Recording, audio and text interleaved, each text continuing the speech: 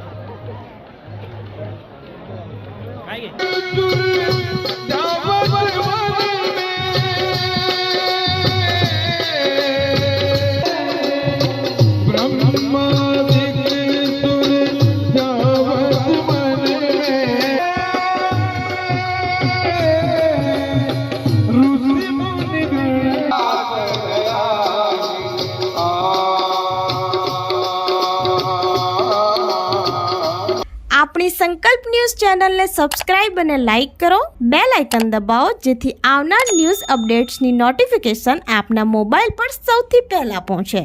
Like, subscribe and share the video.